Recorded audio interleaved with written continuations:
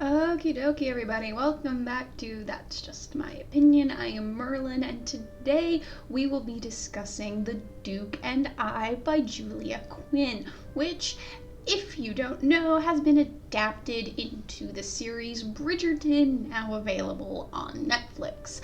I will talk a little bit about a comparison between the book and the TV show at the end. But then here we go as synopsis. We have our two leads of the Duke, Simon, I don't know, but he's the Duke of Hastings, is our roguish hero, and our heroine is Daphne Bridgerton. Daphne is a young woman who is going into, I can't remember if it's her second or her third season, and she hasn't been able to pick up a prosperous marriage proposal yet, so she is in need of some gentleman callers. Then we have the Duke, who has recently returned from abroad after the death of his father, and he wants nothing to do with getting married. He is adamant that he will never marry. They strike an agreement that they will pretend to be in love with each other, so it gets all of the vicious mamas and their daughters off of his back, and it makes her seem more attractive and appealing to the other men of the town. Y'all see where this is going. They end up catching feels along the way. Yes, they do. She ends up getting caught with him macking out in the gardens. Her brother challenges him. Her brother, I think Anthony, challenges Simon to a duel for Daphne's honor, and that he will... The way around it, though, is for Simon to marry Daphne, but he refuses, and she's like, wow, thanks. And he's like, you don't understand, but I can't marry you. But she ends up agreeing to marry him, but he tells her that he cannot have children. Important phrasing. And they end up getting married anyway. Some important things to know about Simon before we go on with this. Some important backstory to know about Simon is when he was young, his father desperately wanted an heir, and when Simon's mother failed to produce one, she had several miscarriages and stillbirths, to the point where the doctors told her to stop trying. It will kill you if you continue to try. Well, she did, and she ended up giving birth to Simon, but she ended up dying in childbirth. But his father was still so proud that he finally had his son and heir, this perfect little Duke. But Simon ended up not speaking until he was 4 years old. And then when he did start speaking, he had a severe stutter. So yeah, Dad was not happy, basically washed his hands of Simon and said, "You are no son of mine," and basically had nothing to do with Simon for the rest of his life, which Simon then, kind of internalized and said basically a big old F you to Dad. I'm going to master my stutter, which he does. And then when Dad started hearing that, Simon, all this stuff about him, that he's like, oh, my son, yes, my son. And Simon was like, F you, and took off for a world tour. Simon was also good friends with Daphne's older brother Anthony when they were at school together, just as another connection for how they know each other. So anyway, Daphne and Simon end up getting married. They have the honeymoon phase where everything seems to be going well, until Daphne realizes something about Simon, because welcome to 1813, nobody talks about sex ed. So she doesn't realize how babies are made. She learns about sex pretty quickly after she gets married, but not the actual mechanics of the baby making part. And she realizes that Simon is using the good old-fashioned pull-out method to prevent conception. She confronts him on it, and he's like, I told you I couldn't have children. And she's like, couldn't and wouldn't are two different things. And I'm like, yes. Yeah. So, because Simon's whole thing with his dad as the final FU to his dad is that he never wants to have children, to end the Hastings line with him. It's his final revenge against his father. So he and Daphne have a big falling out. Simon goes and gets drunk, comes back home, whines to Daphne, begging for her forgiveness. She takes his drunk ass to bed, just trying to put him to bed. And then he, in the morning, he's got a hello, and she gets in the mood and she jumps on him, starts going to town in good old-fashioned cowgirl position, and yeah, no pullout. So Simon, who is barely awake and still at least partially drunk when this happens, is royally pissed off, starts stammering and stuttering horribly, which makes him freeze up even more because he hasn't had an attack this bad in years. Freaks out, he's pissed, and runs. And he leaves her, and he leaves to go to another one of his estates. She ends up going back to London. Yada yada. She will let him know if her endeavors worked. Well, she ends up thinking it does, writes him a letter. Her brother Anthony delivers it. Anthony's like, dude, get your shit together, go to my sister. And he's like, no, she betrayed me, blah, blah, blah.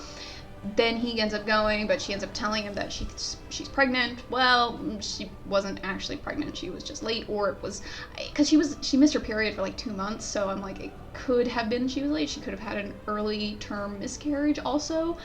So either way, that sucks. She's not pregnant. She tells Simon that. They end up patching things up, going, you know, you have to let go of your hatred for your father, or you're going to lose me, blah, blah, blah. They end up patching things up.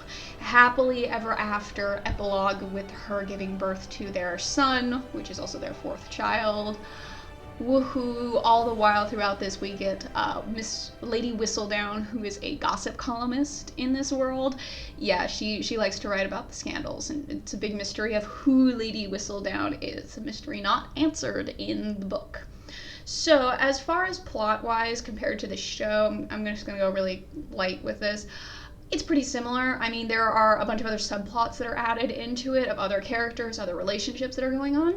I'm not sure if those are taken from later books or what, just like how that all ties together, but it seems like they pulled plot lines from later books and stuck them into the first season. But as far as Daphne and Simon goes, their plot line very similar for how it goes down. Some important changes is that this is not Daphne's like 2nd or 3rd season. This is her 1st season, and she comes out as like this big debutante, and she's like got all these guys chasing after her, but then she kind of contrives shenanigans happen, so she ends up falling out of favor, and that's when she needs Simon's whole little plan to get her back to being popular. The other thing is there is a whole subplot added into this with a Prussian prince named Frederick to add some extra drama and to, I think, expand how long Daphne and Simon's story was going in comparison to the rest of the plots for the 1st season. They wanted to expand that, so that drags out them getting married by like 2 or 3 more episodes. Because yeah, the prince is not in the books at all. That's a show original plot. So yeah, that's one of the big differences. Simon's stutter also isn't as big of a personal hang-up for him in the show as it was in the books, but again, I don't know if in the book it's because you're also getting his internal monologue, so a little bit of a difference there.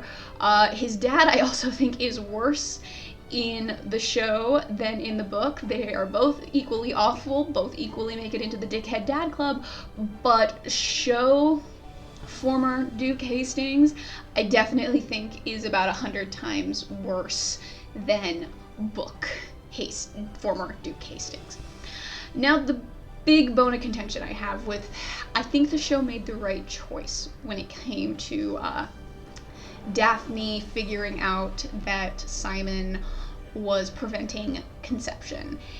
In the show, Daphne realizes that he is preventing them from having a child.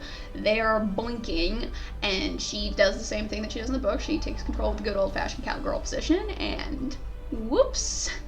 And Simon then follows into the what have you done, pissed, falling out, angry at each other thing that happens.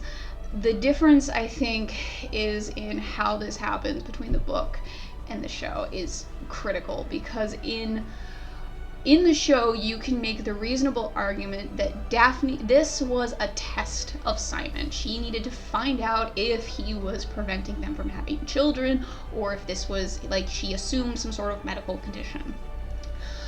Well, so that gives her reasonable doubt, I think, for what she does, that she was like hoping that this wasn't true. And yeah, she probably should have just talked to him, but I think this was a good way. I think the show made the right choice to make it so that she's not as at fault for her actions as compared to the books. Because in the books, what Daphne does, I found completely and utterly reprehensible. She assaulted Simon. She took advantage of him when he was inebriated. Yeah, just consent rules right there, totally on Simon's side of things. Yeah. And in the book, after that point with how it goes down, I couldn't root for them as a couple anymore. I'm like, they have both violated each other's trust to a point where I just could not see them staying together as a couple, and I was just like, I don't like this anymore. Because up until that point, I was pretty okay with it. I was like, oh, this is kind of fun, this is cool, whatever. But yeah, when Daphne took advantage of him when he was drunk, yeah, not cool. Not okay for anybody to do that to anybody. So that was where I think the show made the right call in changing that, because in the books that is problematic. The other thing in the show that's different is you do find out who Whistledown is at the end of the first season, which is cool, but I just from reading some of the synopses for the other books, I think that's a book 3 revelation, just from what I know in the show versus what's revealed in the book. So I don't know if I'll continue on reading this series. Right now the wait lists are gigantic, because go figure, everybody is listening to them right now because Bridgerton just came out. So we shall see what happens, if I can decide to continue on with it or not. Maybe when the second season of Bridgerton comes out, I'll listen to book 2 and we'll compare based on that. But for now, I will say The Duke and I have to give it like a 2, even though I was enjoying it. But just for that assault at the end, it just ruined the whole thing for me. So yeah, it gets a 2 out of 5 for me. Hey, that's just my opinion. If you disagree with me, that's totally cool. And if you'd like to see me take a crack at something in particular, leave your comments down below, and I will talk to you guys in a little while.